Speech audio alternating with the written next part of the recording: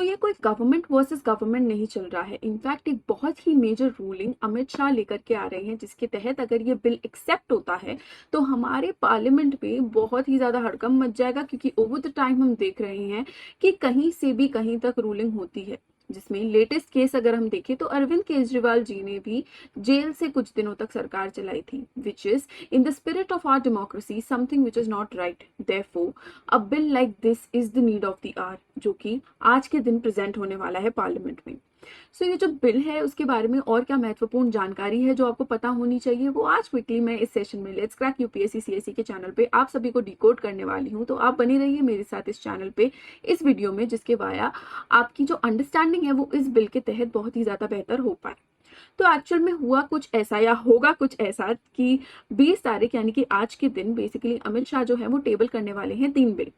इन 3 bill के तहत basically एक लीगल फ्रेमवर्क इस्टेब्लिश होने जा रहा है, जिसके तहत प्राइम मिनिस्टर, यूनियन मिनिस्टर या फॉर दैट मैटर कोई भी एग्जीक्यूटिव पोजीशन पे हमारा मिनिस्टर जो रहेगा, अगर वो फेस करता है डिटेंशन, जेल या फिर कोई सीरियस चार्जेस अगेंस्ट देमसेल्व्स, तो बेसिकली उनको अपनी कुर्सी जो है वो वेकेट करनी होगी। एंड अगर वो अपनी मन मर्जी से रेजिग्नेशन नहीं देंगे तो उनको हटा दिया जाएगा। ग्राउंड्स क्या क्या होंगे हटाने के वो भी हम समझते हैं, क्योंकि इन डेप्थ इस पर्टिकुलर बिल को जानना बहुत ज्यादा जरूरी है, क्योंकि ये हमारी कॉन्स्टिट्यूशनल मोरालिटी को अपहोल्ड करने के लिए एक बहुत ही हिस्टोरिक मूव लिया जा रहा है by the present union government.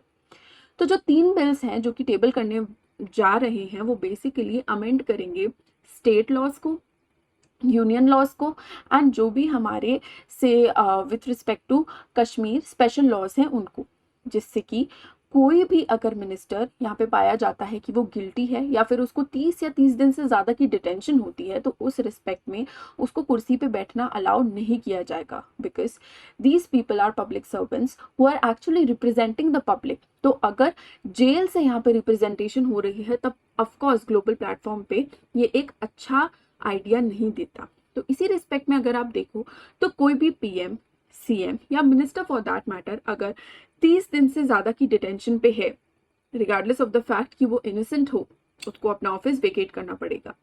अगर वो इनोसेंट पाए जाते हैं तो उनको दोबारा से रीअपॉइंट कर लिया जाएगा, बट अगर उनके ऊपर केस चल रहा है, ऑन गोइंग है, तो they will not be allowed to hold the office.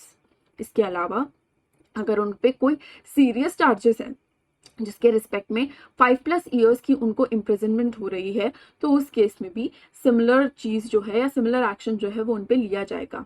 And यहाँ पे विकेट करना एक ऑप्शन नहीं होगा, it would be the only thing that the person would be required to do for a fact, कि या तो आप अपनी मनमर्जी से रिजाइन कर दो या तो आपको हटा दिया जाएगा। एंड इस पे जो से ली जाएगी वो प्राइम मिनिस्टर, गवर्नमेंट से जो गवर्नर्स होता है, लेफ्टिनेंट गवर्नर्स होते हैं, प्रेसिडेंट, इन सब की अलग अलग रिस्पेक्ट में जो है यहाँ पे व्यू पॉइंट लिया जाएगा एंड फाइनली एक डिसीजन पे पहुंचा जाएगा। इसी रिस्पेक्ट में इस बिल को इंट्रोड्यूस किया जा रहा है, जिससे कि हम लोग मेजरली अपनी जो पूरी डेमोक्रेसी है उसकी स्पिरिट को रिफाइन कर सकें।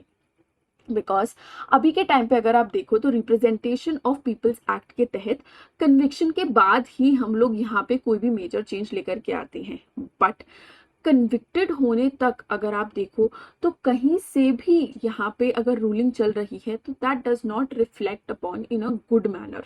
Therefore, in order to uphold the constitutional morality, in order to ensure good governance, in order to regain the trust of the people in the government, ये सारे जो बिल्स हैं वो मेजरली इंट्रोड्यूस किए जा रहे हैं, जिसकी रिस्पेक्ट में एक अच्छी स्पिरिट में फंक्शनिंग हो पाए हमारी डेमोक्रेसी की।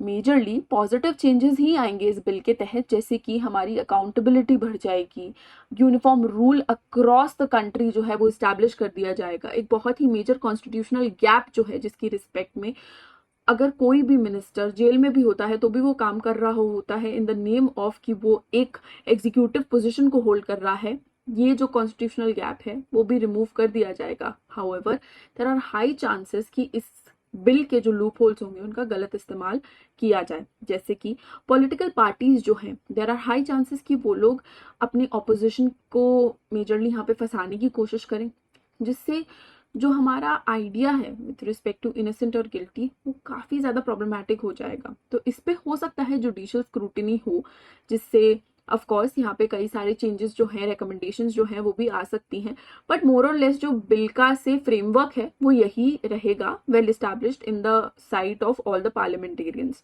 Now what next can be anticipated in terms of this. तो मेजरली जैसे ही ये बिल आज के दिन टेबल होगा, उसके बाद ये जो मोशन है वो रेफर किया जाएगा एक जॉइंट पार्लियामेंट्री कमेटी को.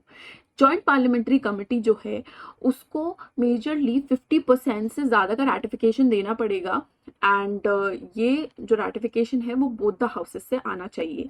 इसके बाद प्रेसिडेंट का असेंट लगेगा यहाँ पे, एंड ये जो बिल है वो एक्ट बन जाएगा. एंड उसके तुरंत बाद हम देख पाएंगे कि हिस्टोरिक चेंज हमारे कॉन्स्टिट्यूशन में मेजरली इंट्रोड्यूस होगा after almost 79 years of independence.